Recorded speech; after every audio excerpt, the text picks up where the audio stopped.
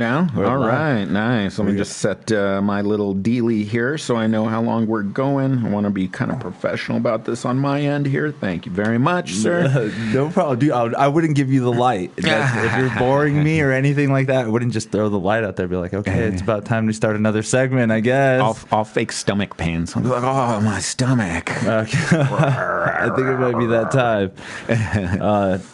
Hold on, give me a second. Getting everything situated on this end. Sure.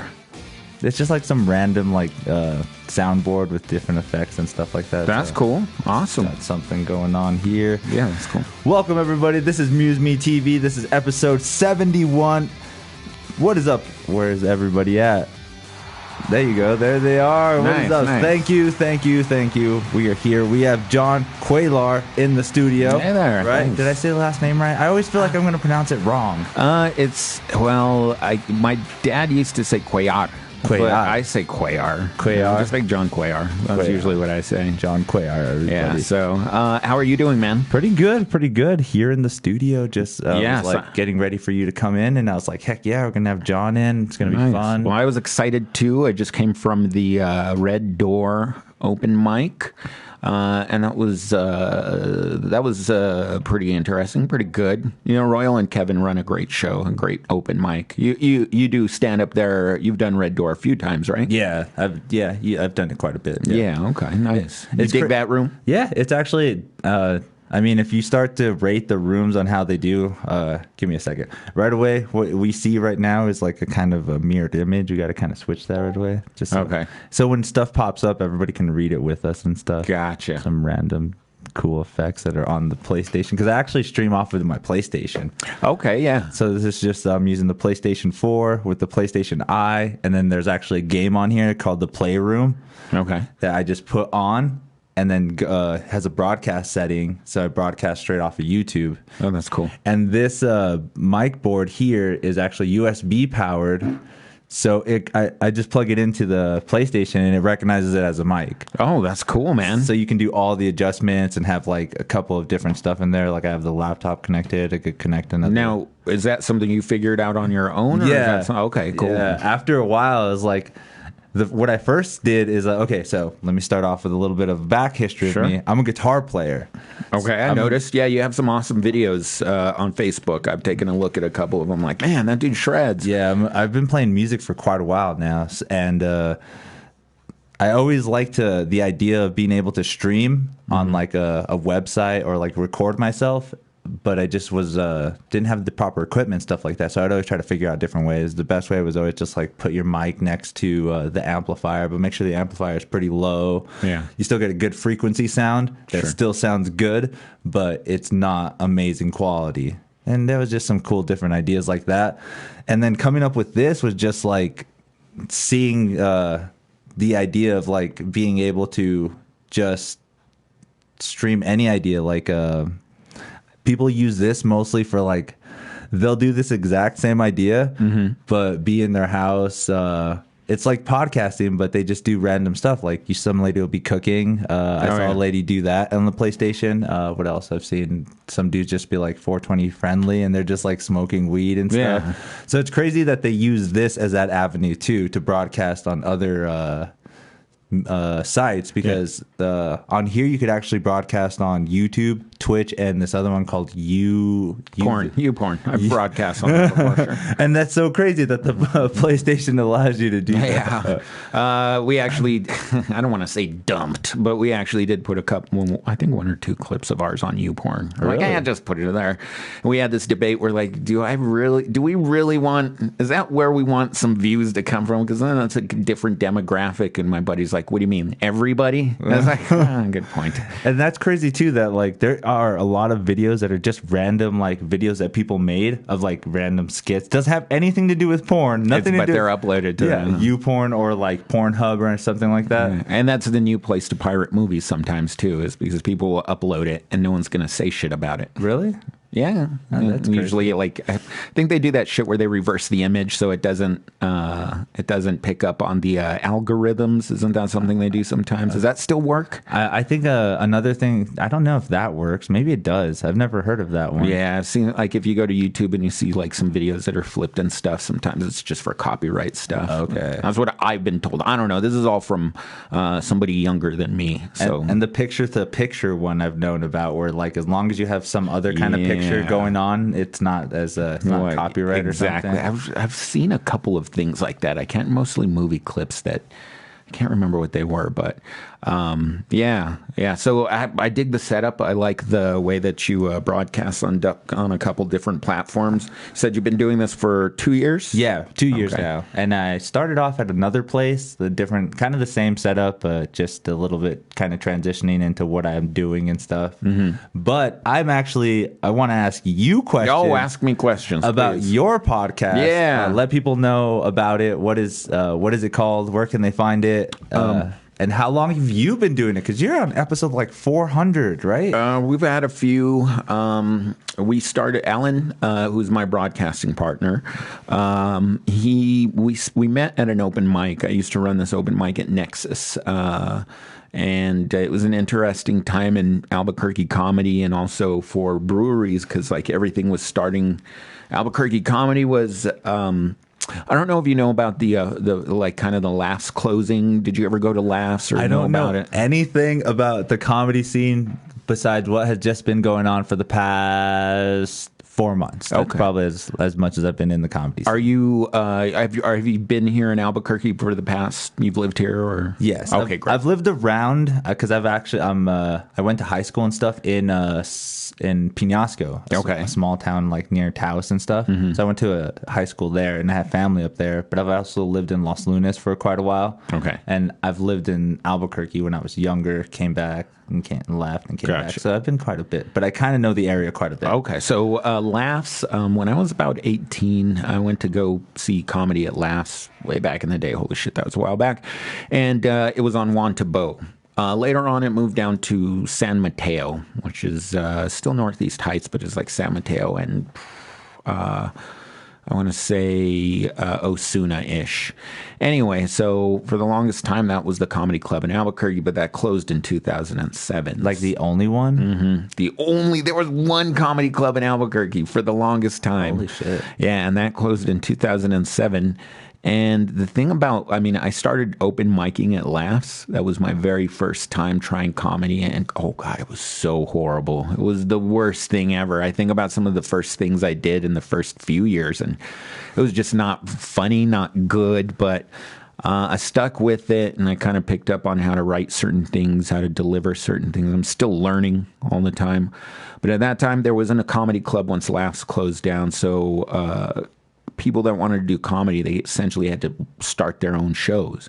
There weren't comics that taught us how to do that. There weren't comics that taught us how to be funny or how to write bits. We didn't have access to anybody like that, really. We were all starting out, pretty much along with the Albuquerque comedy scene post Laughs. And really, that was the beginning of the like DIY scene, I guess you could say. So it was like Sarah Kennedy. I don't know if you've seen her. She's pretty awesome. This guy, Matt Peterson, AJ Martinez, Kurt Fletcher, a bunch of these people that first started doing comedy in Albuquerque, like about 10 years ago, 11 years ago. And that's when the breweries popped up. So that's when open mics started being a thing that we're like, okay, you run a mic. If there's not a place to go up, you start a mic type of thing. And I think that didn't really exist in Albuquerque back in 2008, 2007, until that comedy club closed and people started having to do it on their own, Okay, go find it. Yeah, so Sarah Kennedy actually was really, if you look at like the first wave of Albuquerque comics, she was really the one that that kind of was the best example of how to be professional about being a comic, with regards to what you say on stage, how you present yourself, how you try and get tickets sold or generate interest. She was really light years ahead of anybody else. And So we kind of like all learned on our own how to write jokes, how to promote, all that kind of stuff. And eventually, it felt to me, once all the other people that were way better than I did, once they moved away, there was it felt to me by no other alternative that I started running an open mic because it just had to be done. We did that for a couple of years, and during the course of that at Nexus, running that open mic, that's where I met Alan, who I broadcast with. And one week he asked me at the open mic, he said, "Hey man, do you want to smoke a bowl sometime?" Which I'm assuming so many great conversations and ideas have started that way. Do you want to smoke a bowl, man? So I went to his house. We started smoking, chilling, just chatting. And I mentioned that I had done a podcast with my buddy Mike Long. Have you ever heard of Mike Long? I haven't. He is this madman. Opened for Stanhope once at the Launchpad. And then later on, I think it was either that year or it was the next year, Stanhope was in town again. Mike Long, shit, I don't know if sure. I'm sure he's fine. At that time, he was quite the partier. And he called me up. He's like, "Hey, Stanhope's down here. Do you want to come hang out?" And I was like, "Sure, that's cool." So I went to Mike's house. We hung out. As soon as I walked in, someone offers me a line of cocaine. So it was a really good time, I declined because I never do drugs ever in my entire life. Completely clean. It's like something. Yeah, my body's a temple. That's something that I've respected since birth. No, of course I did it. I tooted a couple lines, but that was back in the day when I did. And so it was a lot of fun. It was a lot of fun just hanging out and running around in that early comedy scene. And that's kind of how I met Alan, his kind of beginnings in comedy and open mic and stuff. And you told them that you've done a podcast with already. Mike Long, who we could never get the consistency. Have you ever been in a band with someone or some sort of creative endeavor where there's this one guy that's just hard to get into to do stuff with? Like, he's always down when you pin him down for creativity. But getting the guy in the same room is just the stars have to align to get a podcast done, is what I found. And we had this natural rapport, but I had no idea what I was doing. And so Alan and we started kind of just chatting with a microphone on. We have our first episode is called, I guess it's a podcast. And then we were going to call it the Shitty Podcast, but we couldn't get on iTunes because it had profanity. So we had to change it. And we went with the alliteration. It was called Potential Problems Podcast. We got a couple of celebrities to say it by calling into their shows and just asking them or just saying it. And they're like, Potential Problems Podcast. Like, we got Anthony Cumia to say it. Oh, nice. Which is pretty cool.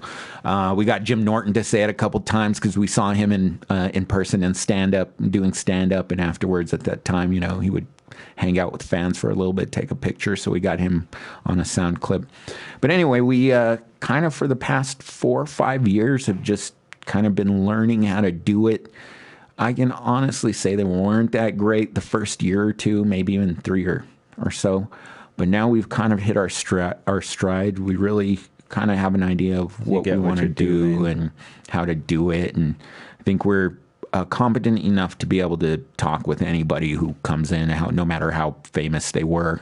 We've gotten a couple of pretty well-known people like Lana Turner, or there's this guy Brant Tobler who did what is it? This Is Not Happening. Is that the one that the Comedy Central one? So he did one of those, and we had him on, and he's a super cool dude. Again, that was probably when we weren't that great at it, but he was really awesome. So we've lucked into a couple of big people, or at least significant people that people might know. But other than that, it's local comics. It's our friends, anybody who, we feel might be an interesting conversation or just a good time to hang with. But it's this weird thing now because we do it from Alan's house. And we kind of have to be, like, we can't invite psychos there. We had a studio for a while where we could invite even the comics that we didn't feel comfortable having over to his house. Yeah. And so that opened up a few more guests or avenues for having people in that we wouldn't normally have. But since we moved it to his house, we have to be a little bit more selective, It's just one of those things. Is that, oh man, see, now that's kind of weird to think about because, like, me entering the comic scene. I've always not been super weary, but I'm kind of like, I don't know who to ask in that kind of sense, who I should bring, just because, like, I mean, it's kind of weird. Yeah. I mean, I'm not going to be like, oh, hey, what's up, Swamp? I just met you. Come to my house. Yeah. I mean, that is a little weird. Sure. But in that sense, though, what did that, I feel like that generates, like, who knows who you might bring, or the stories that might come up, or the things that you might say, or because the ideas are so exponential that, like, it blows me away that good conversation doesn't happen anymore with anybody, like, where it's just sitting around and just talking about an idea or a thought or even past experiences and just getting reflections off of that anymore longer than 20 minutes, even that, because it's just more of like a constant, like, oh, well, how's your day? And it turns into like more of like a small little branch of what people really care about in life. Yeah. But being able to have a conversation with somebody that, like, I've never met or something like that kind of brings me to a sense where, like, holy shit, I've learned so much from just talking with this guy that makes it more, I mean, kind of like intimate, you know? I get more in knowing of what kind of stuff that you brought to the table with all the stuff that you've, like, with everything that you've told me so far. And we just started. We're not even 15 minutes in. But the aspects of you just trying to start with what you did in the comedy scene, that's actually really courageous. Like, being able to, like, well, there's nothing to do here. I should, like you being the start of, like, the open mic at Nexus, right? You started it yourself. And yeah. And how does that, like, actually work out when you go into a bar and ask them to do open mic there? If you can even use the stage for comedy like that, like, isn't that, like, something that you have to kind of have avenues in? And you know what? I take that back. I have to backtrack real quick. I stepped into Nexus because my buddy Joe Quesada, who was one of the first wave of Albuquerque comics, he moved away and he was like, hey, I need somebody to help run this since I'm leaving my buddy AJ alone. By the way, AJ Martinez, one of the funniest guys in Albuquerque. If you ever get a chance to see him at a Kennedy show or something, he's really awesome. Or Turtle Mountain, that's a great spot too. But he needed someone to help him out, so I stepped into it, and I learned a lot. The depressing thing is that I don't think I really know what I was doing until the past 2 years or so. And I've been doing comedy for like 10 years, dude. But for the first 10 years, I was drinking. I drank a lot. And I think that many instances, and I think a lot of people make this mistake, and I certainly was in the prime demographic to make this mistake. A lot of people get wasted and then go up and just say, you know, whatever. And there's not a whole lot of forethought put into, like, what you're presenting out there. Not a lot of writing put into the first couple years, at least for me, which I can say. I mean, I did write, but not with the discipline that you need to learn how to be successful up there a majority of the time. So it took me a while to get good. I'm a slow learner, I guess. I don't know. But I really like talking to people and making people laugh. So that's kind of like one of the things that I figured, I'll learn the rest. And some people, it's this weird thing about comedy where some people never get better.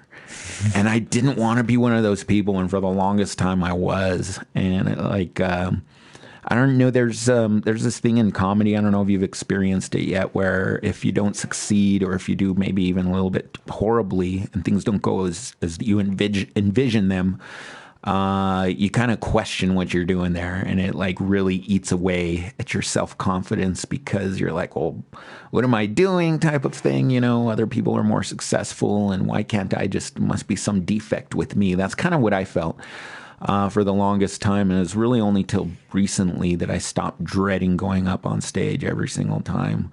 And I've talked to a lot of people who say they have that anxiety issue before going up. Like, my blood pressure skyrockets, dude, right before I go up. Do you ever experience that? So you still do get nervous and stuff? Not nervous now. It's more like I get excited to what I'm doing up there. But for the longest time, it was nerves. And I figured the best way to combat that was to get high, to get drunk, and just go up there and be kind of free and work in that space, in the moment, and just one of my favorite comics was Sam Kinison. Have you ever heard any of his stuff? Yeah. Comedy's progressed, and a lot of his stuff is dated, but he definitely was an inspiration for me. And what I thought probably appealed to me was getting really high, getting really drunk, and going up and being funny. The reality is, it's very few people that can go up high, drunk, and still be funny. Okay. A lot of people can do it, but you get into a different margin of headspace to be able to be successful up there doing it. What I've found works for me personally is walking in the sober moment of no alcohol and trying to abstain from a lot of cannabis before I perform. Sometimes I'll still get, pretty high, like through flower. But I noticed that really edibles, I succeed more on stage. I'm more comfortable up there. Okay. And it's something that, for me personally, I don't drink alcohol anymore. I'm not against it, but I think I've made like leaps and bounds since I've stopped drinking the past year and a half, just on realizing how to be more successful. So that's been kind of cool, a cool new thing to experience. But I think you should be trying to evolve up there every time. You should be trying to write. You should be trying to, figure out what you want to present up there. And some people can work in the moment. Some people can work really high, but that only works for so long. And you kind of do have to have that discipline of writing, which really helps to be successful up there, I think, for most people. Really great. Yeah. Really good comics really do take that time to write and take that time. I mean, I get what you're saying too. There are those people that can go up there and are kind of funny with just what they say and stuff. But I mean, it only seems like it's so much and so much appealing too as well. Like, I mean, to a certain point, it's, I guess, like, I don't know. It's kind of like the same bombardment of like just stuff that you aren't really accommodated to. Like if somebody goes up there and does crowd work and does amazing, but yet all of a sudden it's just like, I don't know. I feel like crowd work after so long is just like material that we all are kind of expecting, like, oh, you're probably going to make fun of this guy's age, or you're probably going to make fun of this guy's like weight or something. Yeah. To where the sense where you have like a well-written joke that kind of takes time to develop. Like even, I'm super new to this. Sorry, I'm going to sneeze. Who? It hit him hard. Yes, thanks. All right. I don't know. It's not even going to do anything. Goddamn stupid board. Anyways, but being so new in the scene now, you can see where it develops in good writing. Like you go up there with a bit or an idea, you start telling it, then every open mic that you start doing more and more, it develops into like an actual cool little concept that can be just like memorized, like a great like a play, or some kind of great like story where the exact moments where you have to stop, or the exact moments where people will get excited, and that's all development through doing it on stage. Yeah, and it's so weird, but that's like that is in itself is a writing process as well, right? Because you can write the joke and have it so well written, but until you go on stage, that's where you get to know more of like how to present it or what's great about it, or just different aspects about it too. Yeah, voice inflection, timing, rhythm, all that kind of stuff you kind of figure out once you deliver it. Sometimes I just need to get up there and say it, and then that opens up like the floodgates even afterwards. I might not come up with it right there in that first time in the moment, but usually when I'm sitting down writing, something will just shit on my head. And I'll just be like, whoa, where did that come from? And it's just an idea. And I'll be like, okay, I'll write that down. And the next time I'm on stage, I'll get that out and attach it to the last part. And then it's like, some people can write a lot quicker than that. For me, it takes like one mic at a time to connect jokes, dude, for me. But I also got to the point where I kind of, it was harder for me to get to open mics. Like I just didn't have that motivation to go out and put myself out there, and maybe even the jokes that I had spent all day writing for maybe a venue that wasn't going to be conducive to getting some great feedback for it. That's how I want to put it. Like, I don't think in some instances I could get an honest performance or feedback from a room, and maybe that's my default. Maybe I need to be better about that. But there are some places that I'm like, I can go say the joke, but with the crowd and the way it is like set up, it's going to be very hard to get the reaction that you're going to get if it's a show, Yeah. But it's still always practice. It's good to practice. It's good to go out there. And what I remind myself after every mic is, it's cool if you kill at an open mic. That is awesome. But if you to me, the real success for me, and it varies person to person, for me, is coming up with an idea up there, and hopefully getting a few laughs, but really just kind of trying to figure out what I'm going to do at the next show. And it's worked so far. But the past few years, I've really been kind of picking it up, starting to write about different things, and I think that's just something that happens as you kind of expand what you want to talk about. Yeah, you develop more, I guess you could say. Yeah, definitely. So I mean, the podcast thing is really because there's so many things, creative endeavors like that you have to be involved with aside from stand up, just to, at least for me, to be satisfied. I don't think I'll get famous doing stand-up and podcasting in Albuquerque. That's just me. I mean, it'd be great to get a little following, which we kind of have, but it's going to be hard to get something national from here. Yeah. And many people, I know, have, they say, hey, man, if you want to do something, you kind of have to get out of Albuquerque. I hate that thing, too. That's kind of the saddest part, is when people say that. Yeah. Well, I think you can succeed in Albuquerque. It's just there's probably a ceiling, is maybe what I'll say. If you get like a big reach and it's a pretty well followed show, well then who knows what could happen. But it's getting that reach and generating that interest and having something so that even people who don't know you. I mean, when I listen to our podcast, I try and think, if I didn't know these assholes, would I still keep listening? And like, if someone just plopped this in my earbuds and they're like, here, just listen to this. You don't know them, but just listen. Would I keep playing it, or would I turn it off and be like, That's what I try and like listen to. Now, it doesn't affect what we talk about really, or how we conduct the podcast. But for me personally, when I'm going back over, and I don't listen back to a lot of the podcasts. Do you listen to or watch? I used to a lot, but then after a certain point, it gets kind of overwhelming.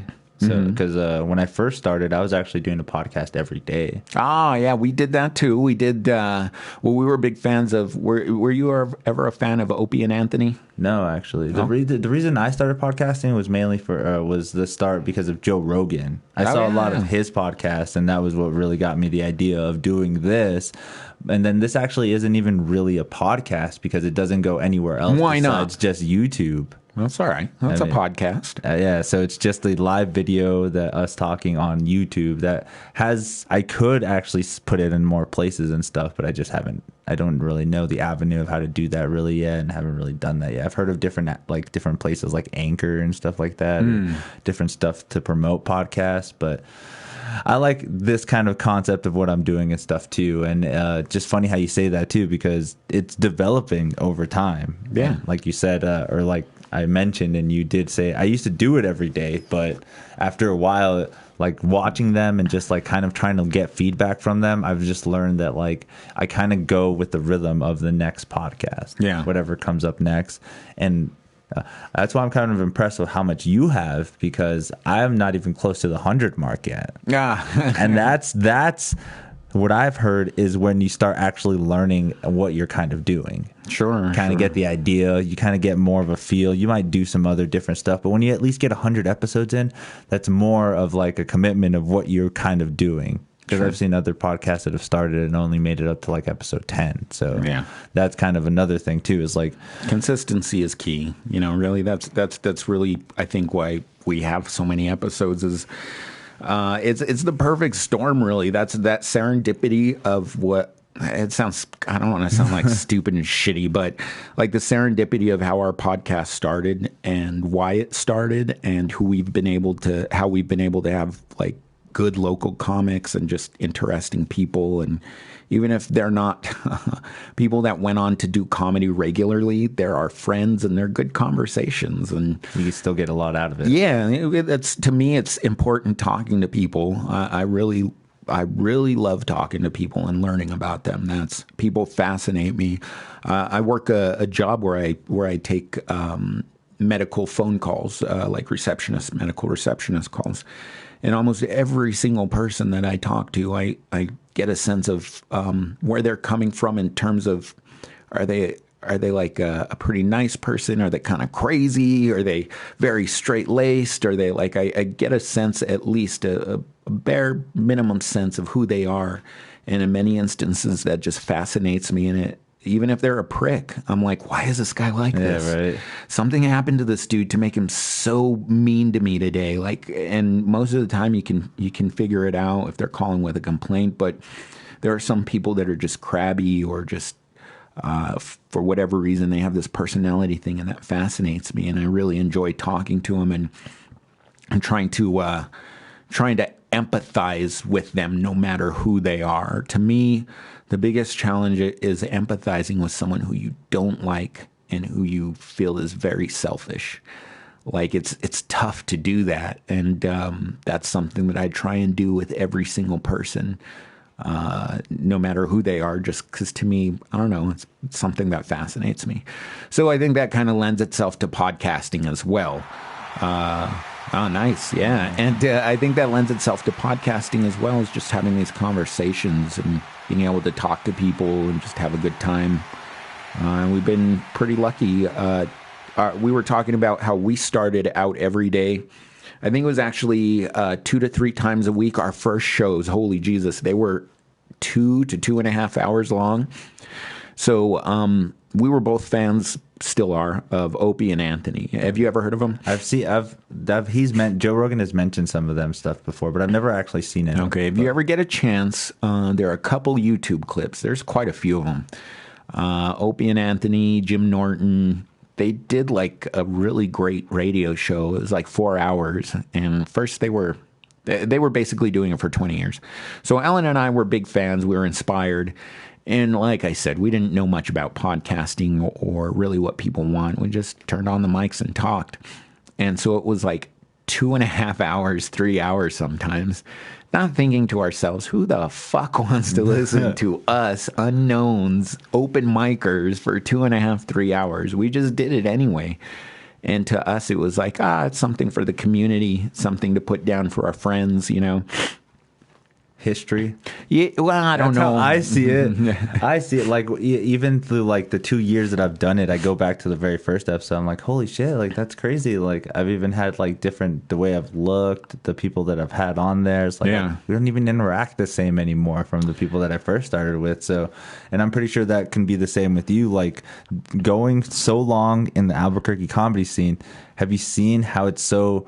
It's trend. I don't know how it's so weird. Like it's clicky.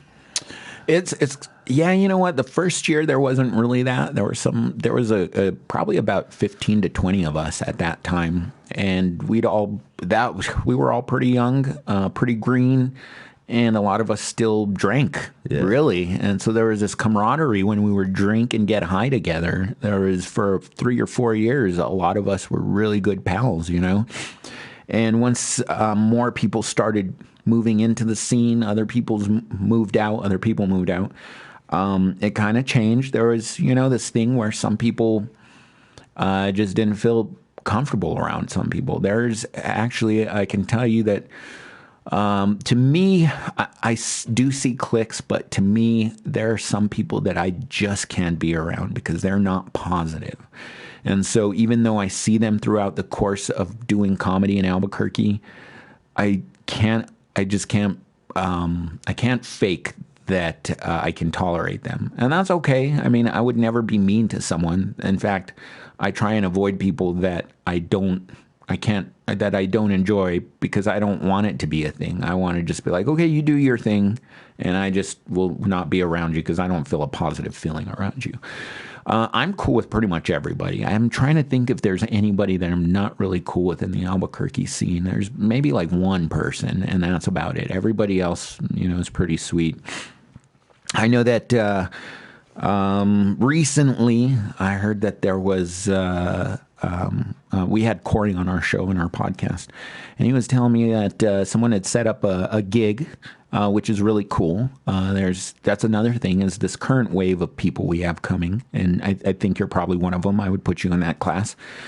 Big Bear, I guess we'll say him too, Joaquin, because he's taken the initiative to do shows and record some stuff. I think that kind of, once you present that opportunity, that kind of, that puts you in a class, of, hey, we're doing comedy.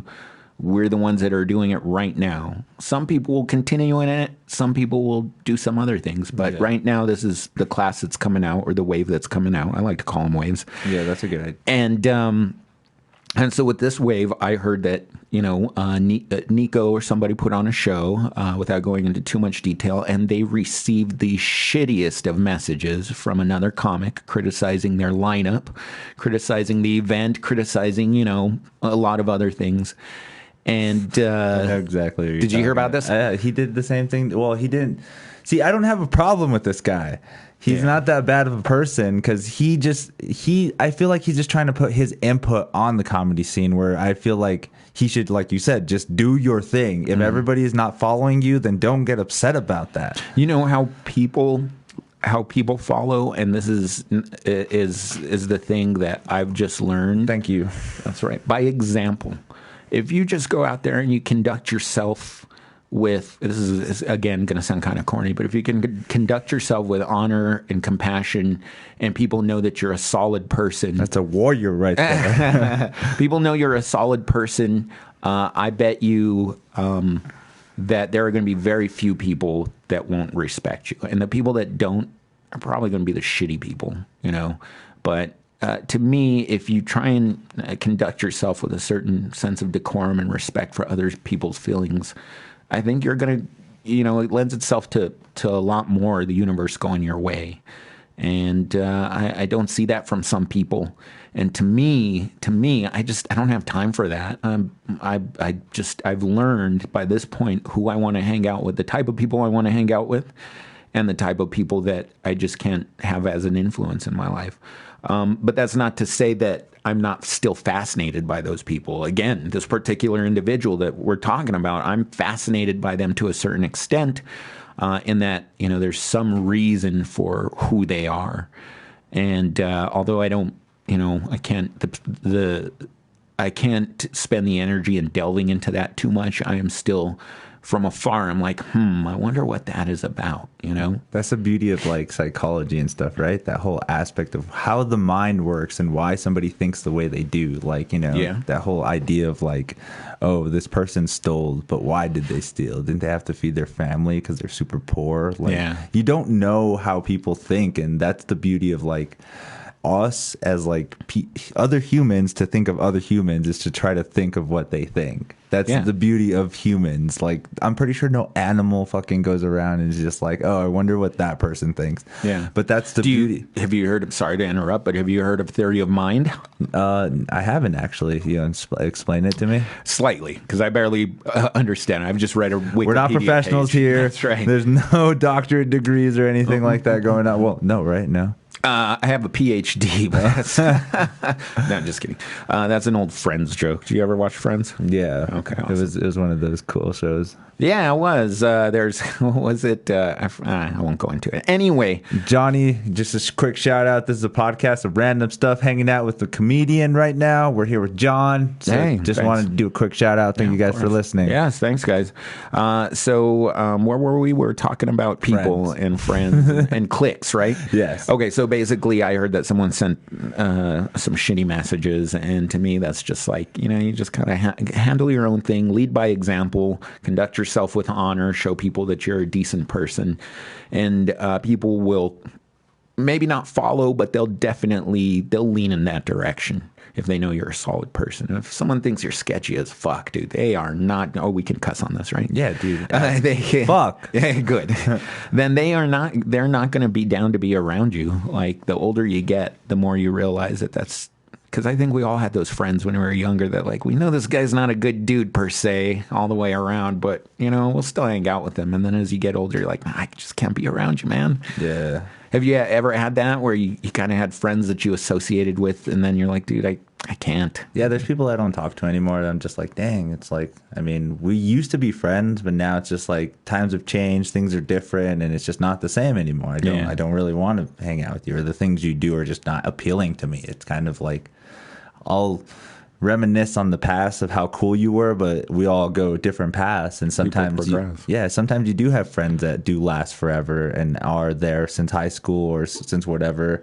Because I mean, I don't know if you know this, but I'm actually kind of old. Ah, okay. I think we talked one time. You said can I say your age? You can try. You said you're 52, right? Yeah, dude, just hit it. He said you're 30. Yeah, I'm about to be 30. Well, in May, so the end of the next year. That's young, way young. But it doesn't feel that way, especially how much time has gone by with the way that we just explained, like with friends and stuff. It's just like, holy shit, I haven't talked to that guy in like 8 years, and that's just like, you know, back when I was like 22. It's just like, stuff like that feels like it's been a long time. But with progressions like that, I've had friends that I've lost and friends that go through. Just can't, and that's just a learning process. You know, you kind of just go through your different paths and develop different things. Like through this now, I'm just starting comedy. I don't know a lot of things about it. Don't know everybody here. I don't know everything that's going on. You're in the really exciting part when you're learning a lot. That's awesome, man. That's one of the best parts of comedy is when you're first starting out. I found a lot of cool friends here. Like Nico's a really nice friend. Bear's been a really cool guy. Corey has been a really big help to me. Like one of the first people that helped, said something to me at an open mic. Like, you know, when you go to because when I went to my first open mic, it was at Boise Brothers. Before it closed, unfortunately. Yeah. But I went to that open mic, and I was actually really pretty nervous because I didn't go with anybody. I was just like, I'm just going to go to this open mic. I'm going to go check it out. And I didn't even like go and check it out and then go to the next week and go sign up. I just like wholeheartedly just went in. Total shit show, bombed like if it was Pearl Harbor. And it wasn't even, that happens. It was just the worst. But it was a great learning experience because Corey came up and he was like, "Hey, buddy, good set." And I was like, "Are you serious?" And he's like, "Not really, but it's okay. We all have to bomb and learn." And I was like, "That's cool, man. Thank you for talking to me." And in that one moment, seeing all the other comics and stuff, the way they interacted with other people and stuff, I was like, "Oh, that's crazy." I kind of already feel like it's like, oh, that guy's too cool to talk to, or oh, this guy's already like way too up there and stuff. It was really weird being introduced to the scene. Yeah. And now a lot of people don't want to come up to me because they say that my dick looks too big for my jeans, but whatever. You guys figure it out. They're kind of scared. I would be scared if that's how you presented yourself the first time. You're like, this guy's got dick game. You'd be like, no, that's too much. Well, with the going back to the click thing, I think now because we have it's a good problem to have too many comics or a lot of comics for the size of our city. We have a lot more than we used to, and that's a good thing because that means that the open mics that were run like Bosie, even though it's no longer around, there are a lot of people who put their first mic in at that spot. And who knows how many people put their first set in at that spot and then kept doing it. So if that mic wouldn't have been there, maybe a lot of those people would still find a place to go up somewhere else in Albuquerque. But maybe that was the first time that they got the bug, and maybe that's what kept them coming out is just after that first spot. I think you kind of described that, and you kind of see it now too. Like when you see new people come up, you're just like, "Holy shit! Look, this is the first time," or "Holy shit!" Yeah, it's kind of exciting. It's weird to progress as a comic in the local scene and be like, "I remember when I was there," type of thing, and that's cool to see. So I also I mentioned that I was losing my my heart on for open mics at some point, and I kind of had to do some soul searching and figure out what I wanted out of those. I love seeing people. I really like saying hello to everybody. Like, I don't know if you noticed, but when I go to an open mic, there are so many people I try and say hi to because I really like seeing everybody. And I think now, because we have so many comics, there are so many people. Now you have the new wave that's come out, you, Nico, and those guys. I think there's the guys that came before that are kind of cliquey. But that's kind of one of those things where I've noticed at my day job, anybody that comes out of a training class together, oh man, that's their little group. They come out and they're saying hello and they're like, "Hey man, remember training, buddy? Training, right? We did good. Yeah, we killed it." They go out to the floor and they're like a little clique right there, kind of, because they know each other. And I think what it really is just Joe Rogan always talks about tribalism and familiarity, and that's basically what humans are. Is we try and find a close knit group, and that's usually who we stick to. And I think that's not a bad thing, but there is something to be said for mutual respect amongst fellow comics. Yeah, it's so crazy. I love how that works. Have you talked to the new guy, the new hot guy on the scene? Who's that? What's his name again? I can't remember. Oh, Loy? Yeah, Loy. Loy Lee. That guy was at the open mic tonight. He made me laugh. He was explaining tickets, and he's really knowledgeable about ticket prices and and the business side of that. It was pretty amazing what the information he gave us. But beyond that, he just made me chuckle a couple times. He's a naturally funny guy. Because I think he's done a lot of big stuff in LA. You can tell. When I started in this, in comedy, I could always tell, obviously, because a lot of people I was just like in awe of. The longer you do it, the more you have an idea of where someone's at. And the first time I saw him, I was at Founders just the other night. And as soon as he was on the mic, I was like, oh, yeah, this dude. You definitely know he's done a shit ton of spots, and he's very well practiced, and he's very comfortable up there. Yeah. He's not a first timer, and that's why when he was performing, I didn't know anything about him other than he was just chatting with Zach at Founders. And when he performed, I leaned over to Zach. I was like, "Is this guy from out of traveling through?" And he's like, "No, he just moved here." I was like, yeah, I could tell he was very, very experienced and very good. It's crazy how that works too. Is like people from out of town that have, I don't know, maybe has a big following out where he is or doing what he's doing, comes to like a place like this. I'm not bashing on this place. No, it's definitely, I love this no place. Denver. Yeah, but still, it's like, where does that entail? Like, is he just doing it because it's the love of what he does? You know what? I meant to ask him what the fuck he was doing in Albuquerque, but I didn't get a chance. It's the first time I got to hang out and talk to him tonight, so I didn't get a whole lot out of the conversation in terms of who he is, and plus there was like 4 other people. Yeah, right. I just could tell he was a funny guy, and he's a new cool kid, good man. Dude. Yeah, everybody circles him. So I definitely did want to find out, what brought him here, but he was already on to explain ticket prices and how to generate enough revenue to be a self-sufficient comic. It was pretty fucking fascinating. Yeah. If you ever get a chance, he seems like he'd be a good chat.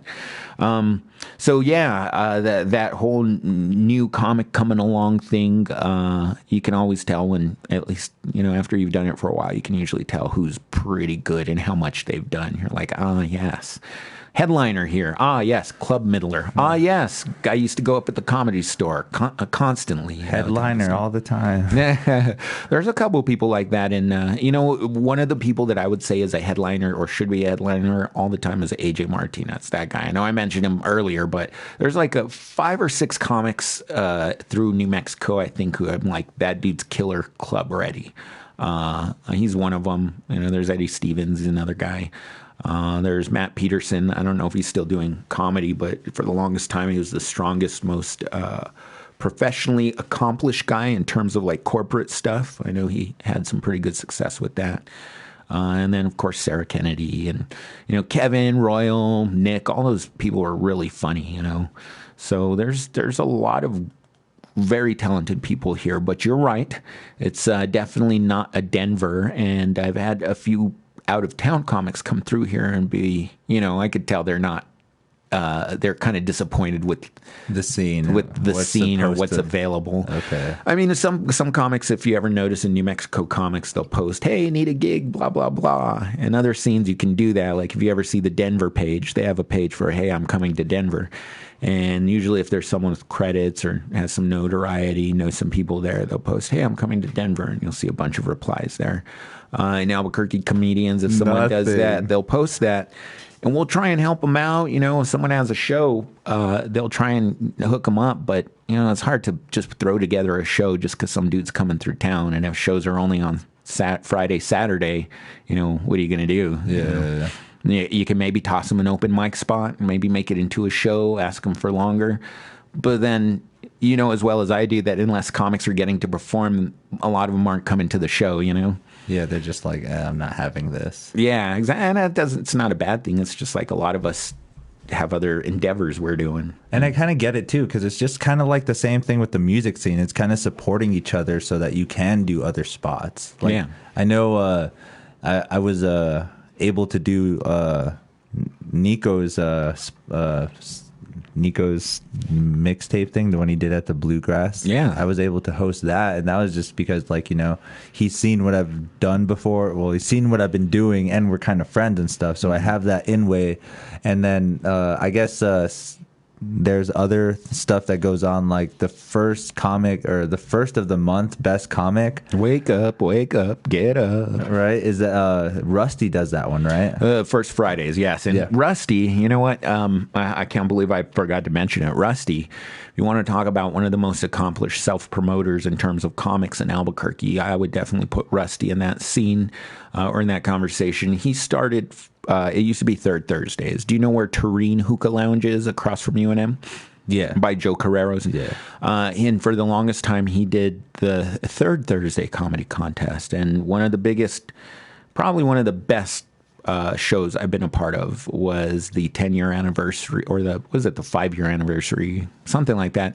It was me, Smitty, AJ Martinez, Sarah Kennedy, a couple other really good people that I can't remember right now. And Rusty was doing the comedy contest at Tureen. It's a good spot. Usually pack it. Most of the time, the show's really good. And then he moved it eventually, after taking a few months off, he moved it to Tractor, which is a great venue. And Tractor, like I said, it's a great venue, but have you been there for a First Friday? I haven't. Okay. Most First Fridays, fucking amazing, awesome, packed room, people were ready for comedy. There's a few here and there, though, because the venue is a public venue, not dedicated to comedy. Some people just stumble in or happen to be there. And, oh, by the way, comedy's starting. And it's a show that's going to last an hour. You can vote if you want to. And if not enough people are on board, or it's just a thin crowd, sometimes it's a bit of a challenge, you know. But the main thing is that for 10 years, I want to say 10 years, Rusty has been putting on this show, helping people get spots. It's a comedy contest, so winning is kind of nice. It's what they call a bringer show. So you bring your crowd, you're probably more likely to win. Probably have a good shot if you bring 30 people. They're all voting for you. Yeah. That's cool. Some people will knock that. I think that's cool, you know, that you could get that many people. But to me, what I think is a true success there is if you don't bring anybody and you win it. That's pretty awesome. If you win it and you brought a bunch of people, that's cool too. That's cool, you know? But yeah, you helped other comics too. But yes, because the people you brought have seen other comics, and so there's been a lot of interaction, you know, that I've had with other people that came out to see someone. They're like, "Hey, man, I really liked your stuff," you know, and so that's kind of cool. Like you said, you know, exposure, and that's an important thing. But Rusty's been doing it for a long time, and that Tractor room is not the easiest all the time. And he's the one who starts the show. He'll rap, he'll tell jokes. And for him to put 10 comics up every month for the past 10 years, you think of how many spots that is. That's pretty fucking cool. He has a pretty good social media following. I know his Facebook posts get a lot of traction, and his Instagram posts, because he has some really witty stuff. And in fact, when he was on our podcast one time, he got a call from a Bill, I forget it was like a solicitor for health insurance or something. And he actually prank called that guy, took the call on our show, and fucking was pretty hilarious. Nice. So Rusty's another guy that's one of the first wave of Albuquerque comics, along with Sarah and them, and myself, you could say. But he's one of the guys that's been doing it for a long time. And that's, now that you bring up the First Friday, you said, are you doing the show next month? Or no, you're just going to check it out? Yeah, I'm going to go check it out. If you get a chance, hit him up. Let him know you'd like a spot. He's pretty open to that. You know, he's a really good dude about that. Nice. But it's a good show. And to me, what I try and do when I go there is, it's great to win. I've never won. But it's what I really like is, again, hanging out with people. And then what I consider a successful set there is, did I do what I wanted with the same material, pacing, everything I wanted to do out there? And did I feel good about it? Maybe I didn't win, but I got some good laughs. Maybe I had a good spot. To me, that's the most important thing. Was my spot good? And you never know who is attracted to your comedy as well. Like maybe you did only get a few laughs from the corner and stuff, but after the show, they come and compliment you on what you did and stuff. Yeah. So that's actually a pretty cool experience as well, too, that I've experienced for the first time. Yeah. Somebody coming up and it's just like, yeah, I liked your set. It's like, holy shit, really? Like, holy fuck. Random shit that I was talking about, but I'm glad you liked it. That's one of the very cool things, aspects, is just someone appreciating that. It kind of makes me feel uncomfortable because I don't know what to say. Like, I do say thank you, but in the back of my mind, I'm like, oh, this guy doesn't know what the fuck he's talking about. Right. I think I'm funny. But you know what? That's just my own thing. One of the things that I think as performers, whether you do music, stand-up, poetry, whatever, if you're a performer, if you perform in front of an audience, sometimes we have these ideas of what we want to present out there, and we get a little caught up in our own motivations, when really, bottom line is, you're trying to brighten someone else's day. You're trying to bring something to someone that they're going to appreciate. And so I try not to be too cynical about that stuff anymore. And I think a little bit of that is self-esteem. Do you hate yourself? Me? Have you ever hated yourself, or No, have you always been pretty comfortable? I'm pretty vain. I love myself. Oh, well, good. I hate myself every single day for at least 10 minutes at a time.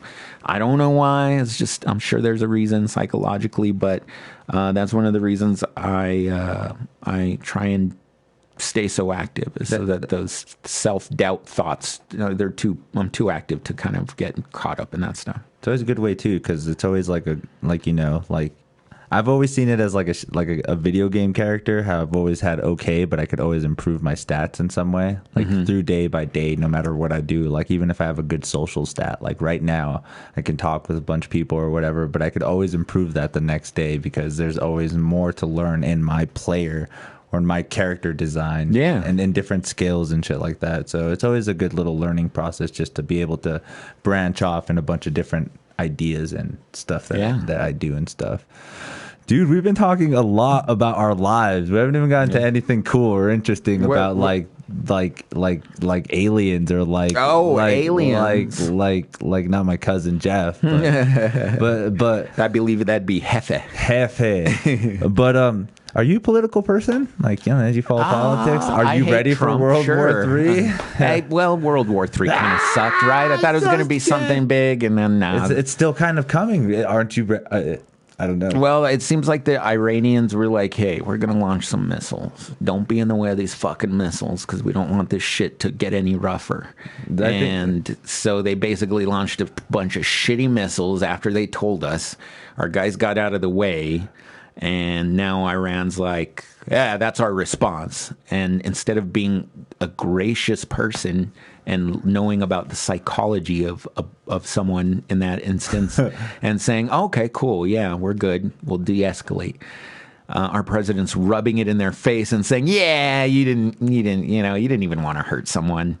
Where most of the time you just like, okay, cool, we're good. We'll back off. We get the message. You don't have to say someone pussed out. Just be like, okay, man, then you're saving face. I get it. That's you're being the better person in this instance. I mean, it's pretty crazy that we killed a number 2 in command for Iran. I hear that guy's like 2 or 3 in command for Iran. So that'd be like if they sent a missile to kill Mike Pence or something, pretty much, or the Secretary of Defense for our country. Is that Mike Pompeo or whoever? Anyway, that's kind of what it would be like. So that's why Iran freaked out a little bit. But the dude's a piece of shit, or was a piece of shit.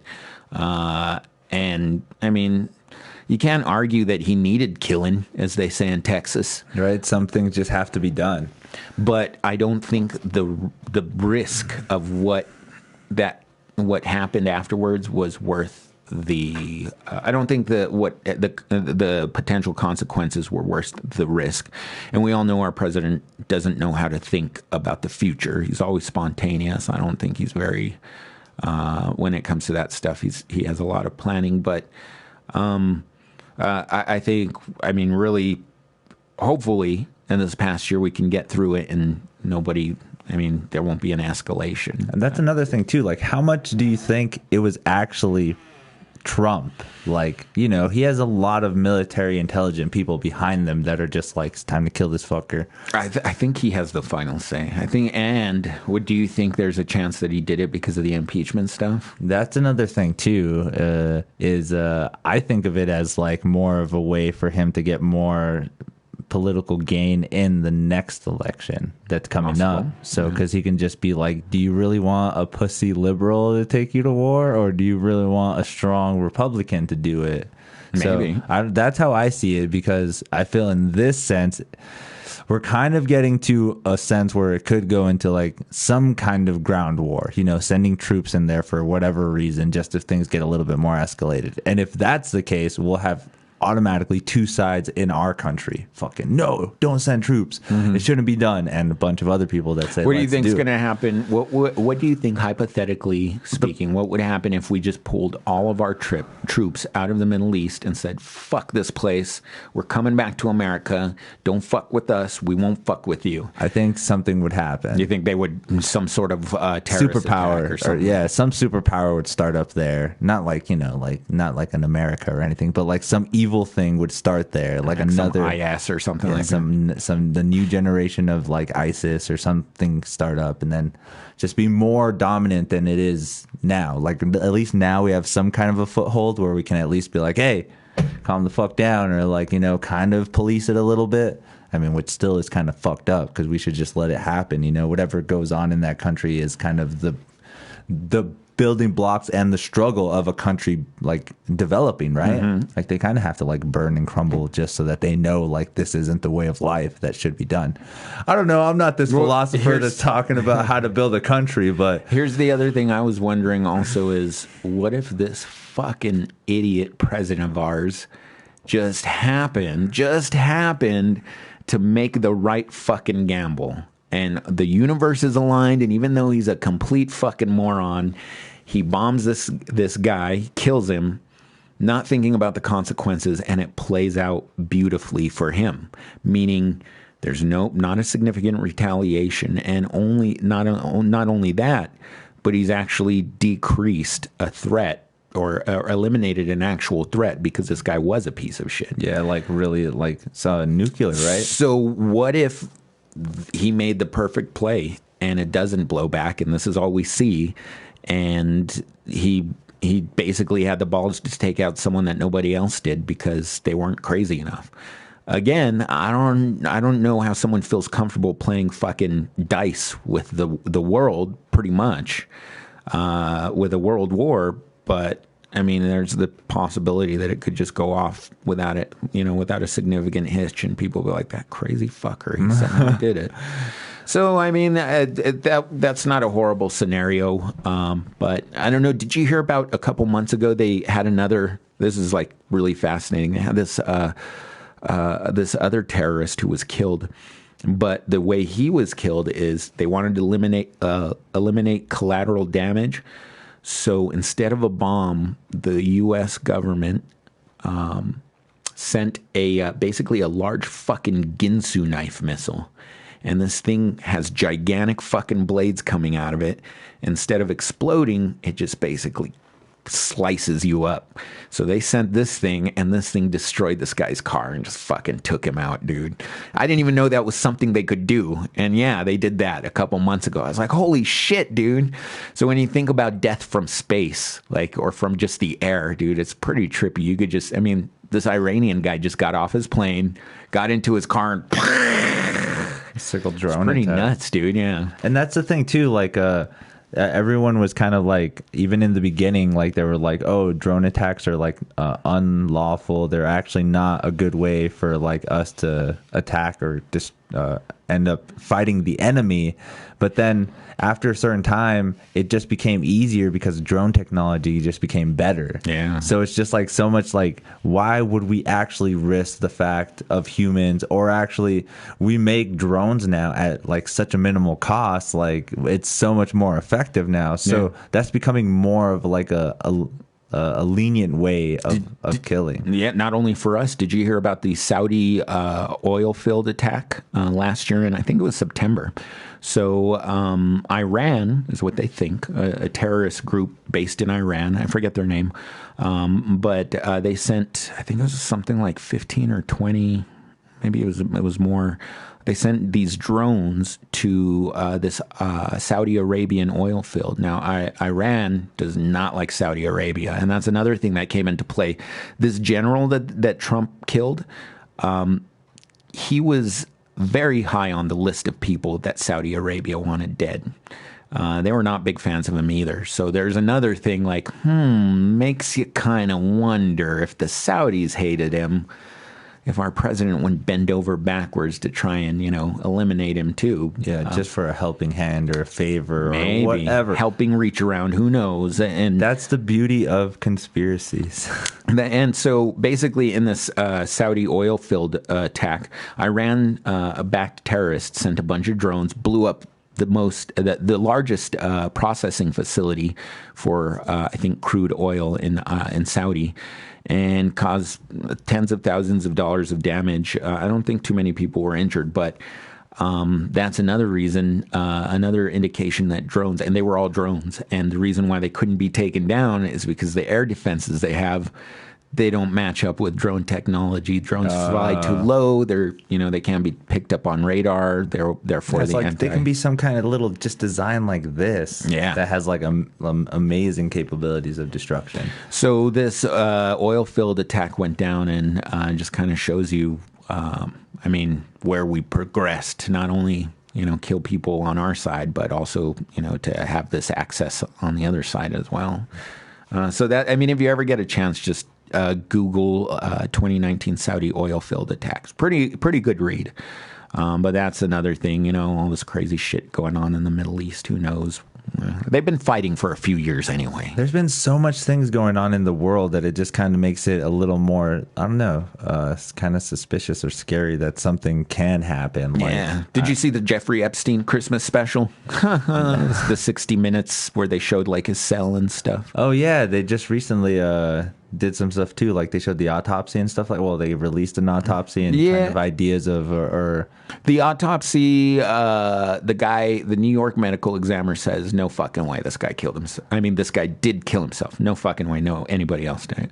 But the independent medical examiner that was hired by the family is saying no. This boy, the xiphoid bone was broken. Yeah, like a strangle or something. But I've heard from both sides saying that yes, that does happen when you hang yourself, and I've heard other people say no, that doesn't happen. So I don't know what what the real story is there. But what do you think? I think he paid guards to let him kill himself, or the most recent thing I've heard, which makes a lot of sense, is that they were both, Jeffrey Epstein and Maxwell or whatever her name was, that they were both foreign intelligence operatives, probably through Masood, which is the Israeli intelligence organization. And they're saying that the reason nobody can find her, the reason why she's not being prosecuted, the reason why Jeffrey Epstein went free in 2008 is because they both work for foreign intelligence agencies. Therefore, they either have an agreement with the American intelligence agencies, or they just have a shit ton of pool and nothing can be done to them because they can blackmail people. As another thing, as I said, Jeffrey Epstein recorded a bunch of his possibly recorded a bunch of people having sex with underage, or in compromising positions. So, it's not completely implausible. Why else would someone not be brought up on charges? When you look at other cases, the only reason someone is not brought up on charges is since we're zooming through at the end here. So aliens, have you seen that video from, I know Rogan showed it on his podcast, and he even had the pilot who captured it. Oh yeah, that black object that they mentioned is moving against was it a 10-knot wind or something? And they're like, holy shit, how's it moving that fast? And it's captured on a camera from one of our pilots. Our U.S. naval officer. Yeah, and that was a great Rogan podcast, man. And that's, I don't know, because that makes it a kind of, he had another guy too. Did you see the one with Bob Lazar? Yes. Now, Bob Lazar is an interesting guy. I want to believe him so bad. He seems really good. I want to be like, oh man, Bob Lazar blew my mind. But then I've done like some research into Bob Lazar, and there's a lot of shady stuff about his education, about him saying that they tried to erase his degrees and stuff, and his actual position within, working for the government. Yeah, the labs and shit. Yeah, have you Googled any of that? There's just one guy I was reading, and he pointed out a lot of stuff that I'm like, well, I can't argue with that. That seems like Bob Lazar's a fraud. Okay. But I don't want to believe he is. That's the beauty of somebody else doing the research, too, is like, there's just like, oh, yeah, Bob Lazar's telling the truth. And then there's always somebody to debunk it. Yeah. Always. No matter how true you think this thing could be, there's always a debunking of it. Yeah. Like, that even that look at how Flat Earth developed. Yeah. Like, look at that. Why do 4chan? Why do was it 4chan, right? Or was it 8chan? It's just one of them. But the fact that it even developed where people believe this wholeheartedly is just mind blowing to me. Like, how the fuck does that even work? Is it possible that it's pushed? But here's the thing that I was asking someone the other day, because we're having the same discussion about the flat Earth. Is it possible that it's a pushback, not only flat Earth and climate change denial?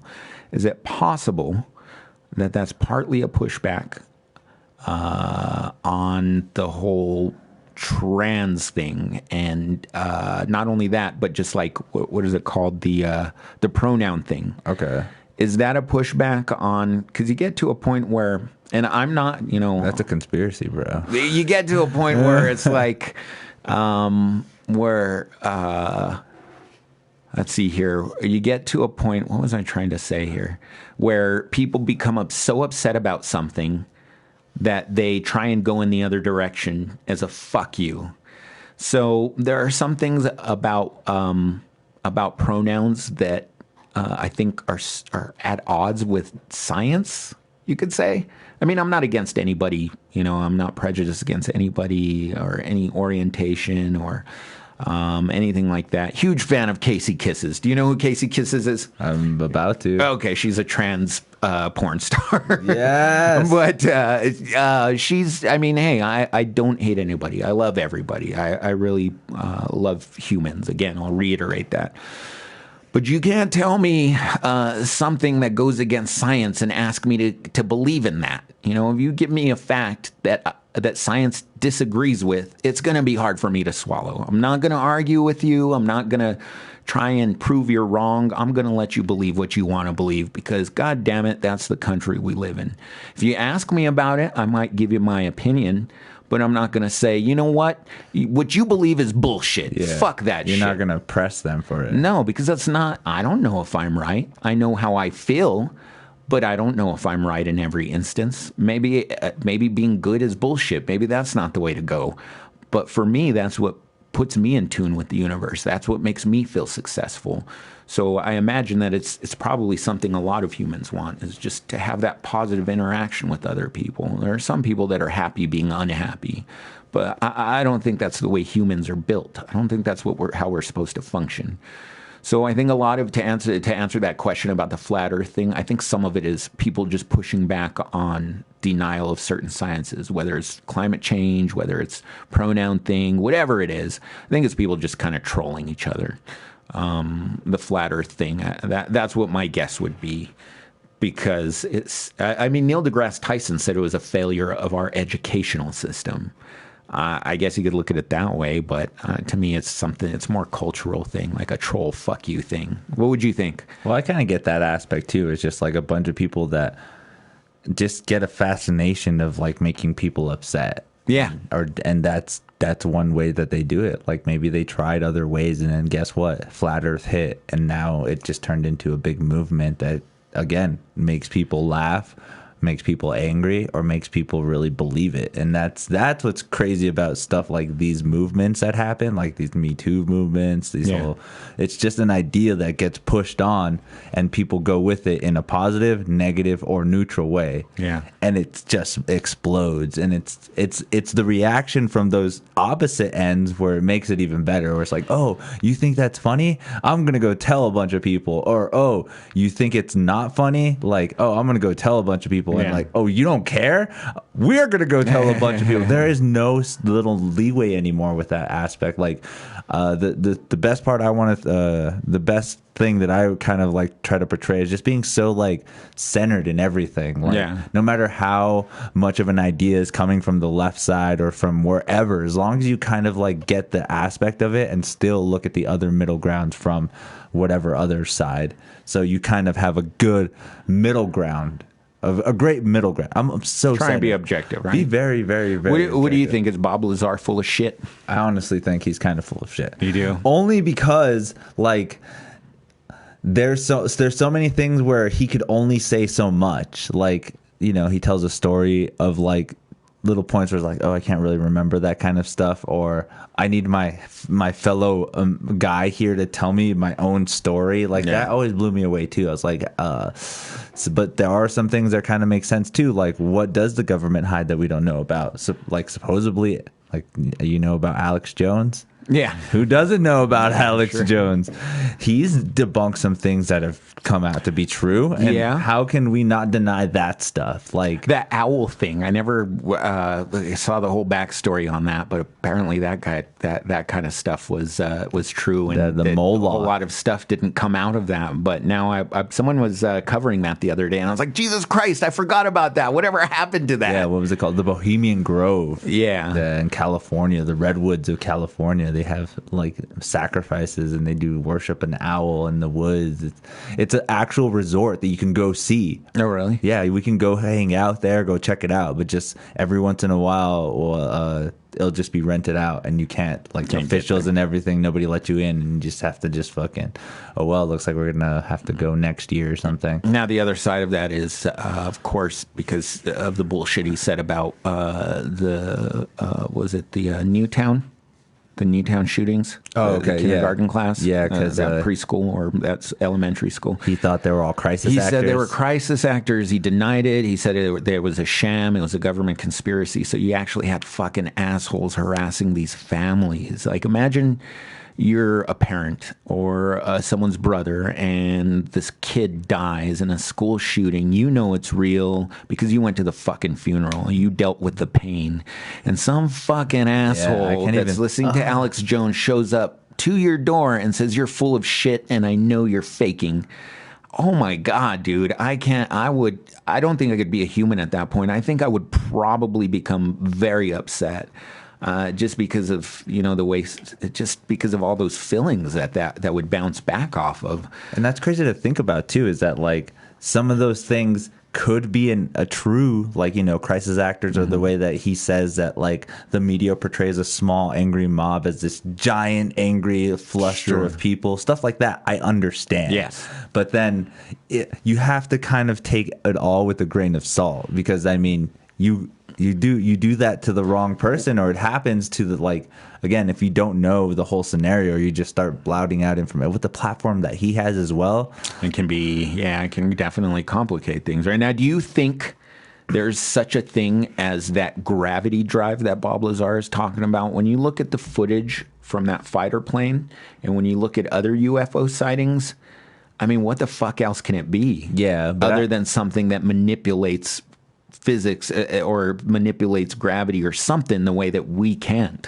I think it's probably something like that, where we're still trying. We have or haven't yet reversed engineered it, but we have something like that. Yeah, or we've known about something like that, And that's another thing too, is like the government has so many cool technology and stuff that we will never get to know about until later on in the future. Like Do they GPS, really though? Yeah, I feel GPS was in the 70s, dude. Oh yeah, it was the military. Yeah, they've had all that stuff, like internet connection and stuff like that was way back then. And then the way that we ended up doing the VR experience, they had the patent for that in the 60s. Really? Yeah, that was a cool little... Was it like 50 pounds though? Come on. It was the same kind they of have design. a fucking tube TV in that thing. The same design like if we saw on like now. And that's what's crazy. That's what's so cool to think about. And that was all kind of uncovered through Alex Jones. Yeah, okay. Even though he has this outlandish idea. Some of the stuff he said has been very true. A lot of it's been a little bit outlandish, and I think that's why people have a hard time buying into some of the true stuff, right? That's probably what it is. But you're right. He's been right on a couple of things. And Joe Rogan even, even though people are not big fans of Alex Jones, Joe Rogan's said, hey, he was right about this. He was right about this. Right, yeah. I really enjoy Alex Jones. I don't enjoy the dumbasses that would put people through pain just because they can't distinguish entertainment from, real life and, how they should respect other people's beliefs. But I think I've enjoyed some of his stuff. I really liked him on Joe Rogan. And so I really enjoyed the one where he got all fucked up, had a bunch of whiskey, and got really high. That was pretty insane. But I think he's probably a little bit out there mentally. He's not all there, I don't think. Right. Towards the end of the podcast, I ended up finding out that he had a head injury, trauma. Oh, yeah. And I was like, oh, God damn it, Alex. Got all fucked up. You make it worse with that kind of stuff. So we've established that the gravity drive is probably a thing. We established also Jeffrey Epstein and his death is suspicious. Yes, I'm glad we established that because no one had really touched on it. It's an idea. It was, again, it's very... It's kind of weird. And then how about, okay, so you're 30. So when 9/11 happened, you were probably, let me guess, 10. You were like 10 or something, right? Yeah, it happened 2001. Yeah, so like 11. Holy shit, dude. What do you remember about that? That day, I actually remember going to school. Well, actually, it was the time I lived. I remember exactly where I lived to on San Pablo and Copper. It's like that area right next to La Mesa Elementary School, right there. The straight up war zone. Sure. And I should have just went straight up war zone. That would have been way easier. But I lived in the war zone at that time, and my mom was working at the state fair. And one of the booths or whatever, I think she said she sold turkey legs, because that's probably a joke somewhere in there. But she sold turkey legs, and that day they actually canceled it. They were like, "There's a terrorist attack," and they actually canceled the state fair. So she didn't have to go to work, and my mom was like, "Oh, I guess something happened up in New York. I don't know, blah blah blah." So I didn't really know exactly until I went to school. And then when I went to school, that's when my teacher was crying and telling us. Teacher was crying, huh? Yeah. Holy shit. The first thing she said was, "My son is going to war." That's the first thing she said. So imagine being 11 years old, being like, "What is this? What is going on?" Like, she's crying. There's I'm pretty sure we had a TV inside of our classroom. We watched it there, but then we ended up going to the gymnasium, and then they ended up addressing all of us about what was going on, and we're going to leave early and stuff like that. Yeah. And after that, I still didn't comprehend it until probably I turned maybe 15 or and you're 16. Like, whoa. Did you ever watch them videos? Yeah, those blow me away. Like, fucking nuts, huh? I'm still in the conspiracy that it was an inside job. Oh, really? Yeah, I still believe that, because I remember the very first movie that I saw was called Loose Change, Final Cut, 9/11 story, and he told the whole idea of what happened, the way they collapsed, the bombs. We didn't even get to see the first plane hit. George Bush was actually in on it the whole time. I guess when he did the interview right at the first one, he was at a school, right? He was at a school. He was reading a book, and then they go into his ear, and they're like, "President, blah, blah, blah, blah." And then he just looks around and continues reading or whatever. Is he supposed to jump up and be like, "Holy fuck, we're going to die," and run out? And the kids are like, "Oh." But supposedly when they told him that, both of the planes have already hit. So he did not see any of this. Gotcha. Until he actually went on like the next day and addressed the nation, and he said that he saw the first plane hit, which is amazing. I'm coming into the conspiracy. Nobody saw the first plane hit. It wasn't until way later that somebody with their actual like camera footage or later that came down. The only footage that we ever saw was the news footage that people showed us of the second plane hitting. That's the only thing we saw. We saw the fire. Everything was already on fire. The building was already smoking. And then all of a sudden, hey, guess what? We're the news, and let's show you the next one. Almost all the fucking news broadcasted that attack over and over and over again, just to show everybody what happened. That's how I feel. Okay. And then look what happened now. This is the whole conspiracy. We went into Iraq. Yeah. We ended up doing our little deeds in there, getting everything we needed, and all because of a measure of like a false flag just for us to get in there. Sure. That's one of the conspiracies. Gotcha. Some people say the Jews did it. We know the Jews did it. There's a bunch of things. Mel. But yeah, I mean, I honestly believe that it was an inside job to hide something that they did. Do you think after 20 years somebody would have given up that secret? No. Usually it seems like if you look at... What about the Kennedy assassination? There's a secret there that we'll never know. You think so? Yeah, like what did they say about like he was like one of the rogue presidents that was going to like abolish a bunch of stuff that made everybody uneasy in the government. That's why they had to get rid of him. Which were you kind of saw these laws being passed when he was president. You're just like, holy shit. Well, I mean, this is going into bill. A lot of people that wanted him dead. I mean, the mob helped get him elected, right? Yeah. And then basically he appoints Robert Kennedy, his brother, as the attorney general. Robert Kennedy turns around and starts fucking with the mob that got John F. Kennedy elected. Okay, like fucking with their business. Like, hey, he started actually investigating a number of large mafia organizations, and so these people are saying, "Hey, we just got his brother. We just threw down a bunch of cash to get his brother elected. What are you doing? What the fuck are you doing?" Right. And calm down. You'll be swimming with the fishes. So I mean, hey, John F. Kennedy dies, and then his brother dies. So I mean, you could probably come up with a conspiracy for every significant thing in history. But again, why did Gerald R. Ford die? Why did Gerald R. Ford trip? What's one of the trippier presidential assassinations is President Garfield. Happened on a Monday. No, President Garfield was shot at a train station. And the surgeons probed his wounds with their fingers without washing their hands. He eventually developed a significant infection, which turned into sepsis. Basically, he had an infection in his blood. And he died because his surgeons were probing the wound, and it got all infected. So if you ever get a chance, it's another good read, is President Garfield's assassination. So at that point, how many people have been assassinated as president? Garfield, Lincoln, Kennedy. So was that 3? Just 3? I think so. Wow. And then a couple of them been caught doing naughty shit, and then only 2 impeachments, right? Yeah, here's progression for you. If you hate Trump or if you love him, and there are a lot of people who disagree with what he's doing, but with as many people as he's pissed off, the intelligence community, the media, just other powerful political adversaries, if this were Rome, he would be dead 10 times over. He would have gotten stabbed in the back probably the first few months of his presidency. Holy shit. Because in Rome, they didn't fuck around. If you were an emperor and you pissed someone off, they don't give a fuck. They would definitely put a knife to you. See Julius Caesar. And so I think we've progressed because although you may not like how soft society is, look at the alternative. Look at what history was. Look at how many people used to be killed in just nonsensical everyday war.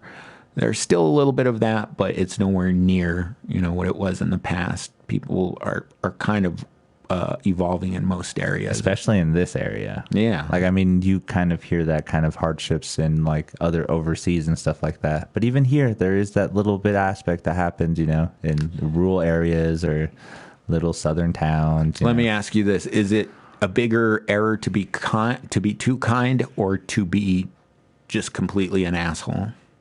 I guess you could say both can be too extreme, but to me, I'd rather go with the kindness. Like it's an error? Yeah, just because if you're too kind, people will take advantage of you. Do you ever see it that way? I kind of get that aspect. I can see that. I guess I would rather be in that position, to be in the position looking back, be like, wow, I was such a fucking ass, man. Can't believe I acted that way. So, I don't know. John, that was fun, man. We've been here for quite a while. I have one more segment for us to do before you take off. This one is actually a little kind of fun. It's just some random It was stuff. all fun, my friend. I appreciated this conversation. That's what it's about, is just sitting here, learning about who we're with, and just having fun. So, yeah. Thank you for joining, John. Of course. Thank you very much. So this next segment here is called Rapid Fire. Rapid Fire. So what I do is I have a list of 25 words. Okay. And what I'm going to do is I'm going to tell you each word individually, just, read you the word. And I want you to say the first thing that pops into your head. Okay. You don't have to say a word, because if I say bicycle, you don't have to say wheel. You can make it a phrase. You can make it a kind of like... Just the first thing that pops to my head. Yeah, exactly. Okay. Anything that you feel like you want to say. Gotcha. This is called Rapid Fire. Are you ready? Yes. Okay. 25 words. All right. Here we go. Pizza. Crust. Island. Sand. Music. Notes. Black. White. Trippy. Mushrooms. Fast. Women. Animal. Fur. Space. Heater. Maze. Runner. Army. Fatigues. Drugs. Cost. Air. Sand. Pendulum. Steel. Native American. Brown. Scar. Lion. School. Green. Magic. Sparkles. Computer.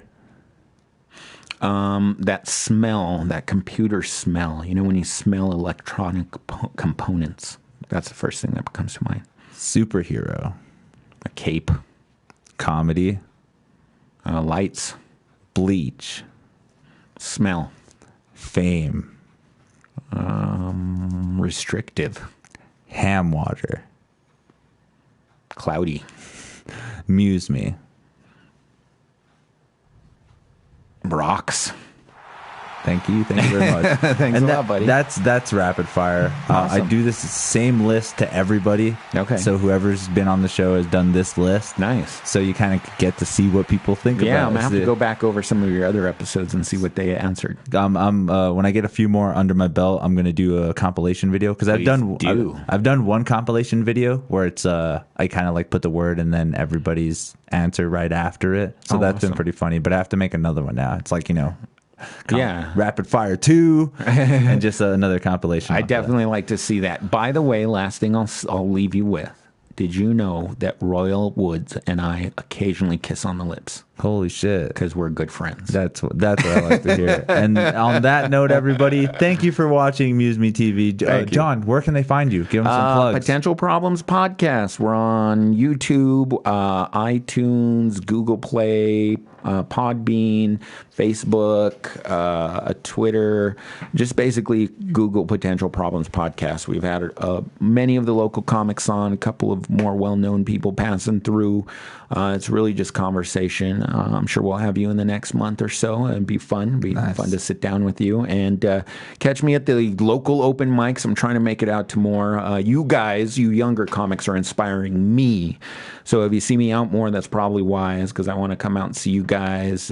You guys get me excited to go out there and do jokes, where as previously I'm like, same people. So it's really cool to see some new faces there. And you can usually check me at one of the Kennedy shows, or just look me up on Facebook or Instagram. I do a lot of running and pet pictures, so that's like my favorite thing to do. Make sure to check that out, everybody. Thank you guys for watching. We will see you next time. Awesome.